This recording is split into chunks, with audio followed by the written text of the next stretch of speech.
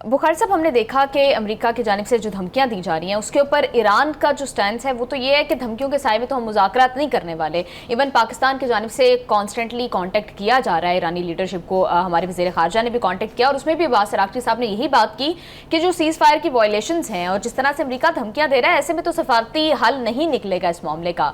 और फिर स्पीकर साहब तो यहाँ तक कह रहे हैं कि मुज़ाकरात की मेज़ को सरेंडर की टेबल के लिए जो है वो अमेरिका इस्तेमाल कर रहा है। तो ऐसे में ईरान आपको लगता है कि आएगा मुज़ाकरात के लिए?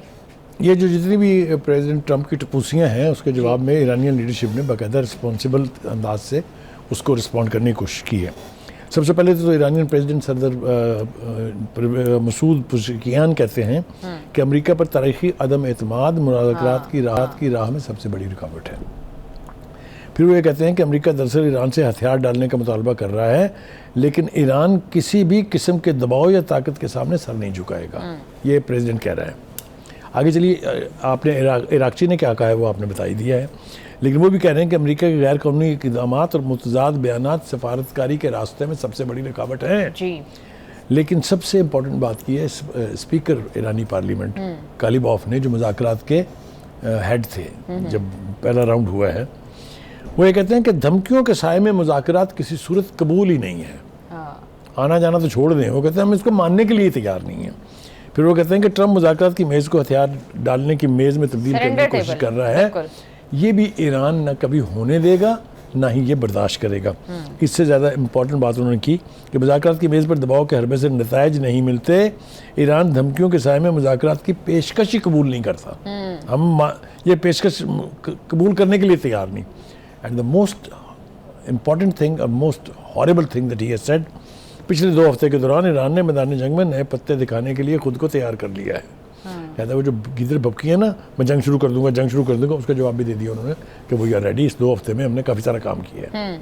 एक उसके बाद आप देखिए सैयद खतीब ज़ादे हैं नायब वज़ीर ख़ारजा, उन्होंने इंपॉर्टेंट बात की है। वो कहते हैं अमेरिका के पास इसके सिवा कोई चारा नहीं कि वो हद से बढ़कर किए जाने वाले मुतालबात तर्क करे और ईरानी अवाम के हकूक़ का एहतराम करे। देखें, मैंने कहा कि कैंडिड व्यू है, हवा में नहीं, छक्का नहीं है, कैंडिड व्यू है। उसके बाद कहते हैं कि अमेरिका जंग करके देख चुका, जो मैं कह रहा था बिल्कुल आपके वाला पॉइंट, कि वो जंग के रास्ते पर रहकर कुछ हासिल करने की सोच में हो, मगर इस बहरान का वाहिद हल सफारतकारी है। यानी you can not have anything under the sword, you have to sit with us and talk to us. आगे चलिए, वो जो सरबराह हैं लंबिया हेडक्वार्टर्स के, उन्होंने कहा है कि मुखालफिन की किसी भी जारहाना कार्रवाई का फैसला कुन जवाब देने के लिए तैयार बैठे हैं। पोजीशन ऑफ वीकनेस से नहीं बोल रहे हैं वो। उसके बाद वो जनरल अब्दुल अली नाम है उनका, वो कहते हैं अपना हुर्मुज़ पर ईरान का कंट्रोल मजबूत है। अमेरिकी सदर डोनाल्ड ट्रंप को ज़मीनी सूरत हाल के बारे में गलत बयानियाँ बनाने की इजाज़त भी नहीं देंगे। सो ये देखिए कितना कैंडिड व्यू है, कितना रिस्पॉन्सिबल रिस्पॉन्स है टू द सिचुएशन। ईरान तो यहाँ तक कह रहा है कि जो उनकी शिप पकड़ी गई है उसके ऊपर जो बमबारी हुई है उसका भी ईरान ने भी जवाब देना है। अब वो शिप के हवाले से आप कुछ कहने वाले थे, वो भी बिल्कुल साथ ही बयान कर रहे हैं। हाँ जी बिल्कुल बुखारी साहब, वो शिप के हवाले से जो है ना, डोनाल्ड ट्रंप ने एक इंटरव्यू दिया है और उस इंटरव्यू के बहुत सारी ऐसी बातें की हैं जिसमें वो ये कह रहे हैं कि कुछ उसमें ना बड़ा गलत मवाद जो है उन्होंने पकड़ लिया है और वो शायद चीन की तरफ से आ रहा था। जी बुखारी साहब, एक तरफ तो स्पीकर पार्लियामेंट बाकिर कालिबॉफ साहब कह रहे हैं कि कुछ नए पत्ते तैयार कर रखे हैं, दूसरी तरफ ट्रंप साहब कह रहे हैं शिप जो पकड़ी है उसके अंदर कुछ ऐसी चीजें थी जो चीन की तरफ से तोहफा आ रही थी और बहुत अच्छी नहीं थी। पहली बात तो यह है कि चीन और ईरान के आपस में क्या ताल्लुकात हैं, क्या मुआहदे हैं, उसके ट्रंप साहब मामा जी नहीं लगते जी। दूसरी बात यह कि कोई इतना बड़ा पहाड़ पकड़ लिया होता, ऐसा तो नहीं कि 6-7 एटम बम आ रहे थे जो पकड़ लिए उन्होंने, तो अब तक तो उसने दुनिया सर पर उठा लेनी थी। कहने का मतलब ये है कि मुझे ये लग रहा है कि ईरान के साथ चीन के साथ पंगा करके ये मौसूफ मई में होने वाले अपने दौरे की ऐसी तस्दीक करा के छोड़ेंगे। क्योंकि ये याद रखें कि प्रेसिडेंट शी ने इनसे कहा था कि आप चाइना आने से पहले ईरान वाला मामला सेटल करके आइएगा। बिल्कुल, उन्होंने ये भी कहा था कि आप ये मामला सेटल करके आइएगा। और दूसरी ये भी बात है बुखारी साहब कि अब चीन बराह रास्त इस जंग से इफेक्ट हो रहा है।